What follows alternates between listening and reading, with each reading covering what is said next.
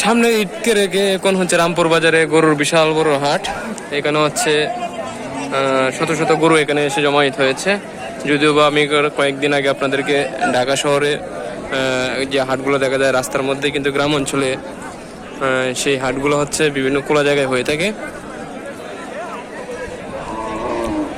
এরকম এরকম জায়গা এখানে হচ্ছে। যাই হোক, আজকে দুপুর 1টা থেকে শুরু করে এখন পর্যন্ত গরু কেনাবেচা চলছে। যাই হোক, যেহেতু গ্রাম অঞ্চলে অনেক বৃষ্টিপাত হয়েছে, সেজন্য হচ্ছে গরু বাজারগুলো একটু কাদাময় হয়ে গেছে, যার কারণে হচ্ছে মানুষের চলাচলের অনেক বিঘ্ন ঘটছে।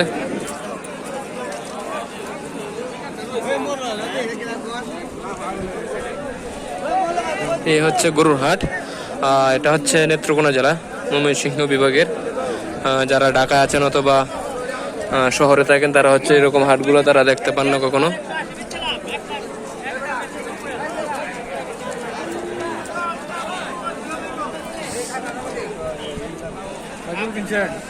এদিকে আসেন, আপনি গরু কিনতে আসছেন নাকি? গরুর কিরকম বাজার কিরকম বুঝতেছেন?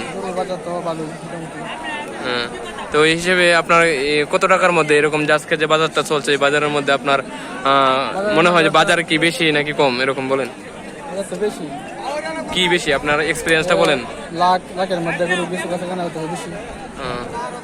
যাই হোক, ইতিমধ্যে একজন ক্রেতার মতামত জানতে পাচ্ছেন যে তুলনামূলকভাবে শহরের থেকে ওইখানে কিন্তু কেনাবেচা কম হয় তা না, অনেক বেশি হচ্ছে। আর যেহেতু ঈদ এখন অনেক দেরি, সেই জন্য হচ্ছে কেনাবেচা একটু কমই হচ্ছে।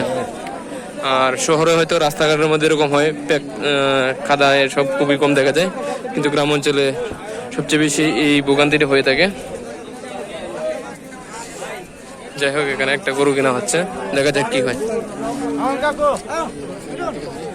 না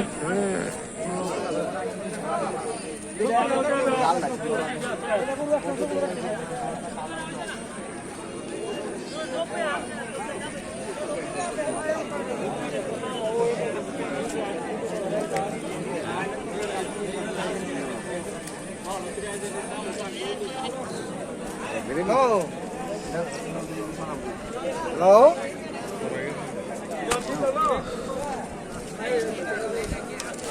এই হচ্ছে নেত্রকোনা জেলা রামপুর বাজারের আজকের বিশাল গরুর যে হাট রয়েছে, সেই হাটের পরিস্থিতি আপনাদেরকে আংশিক দেখানো যাচ্ছে।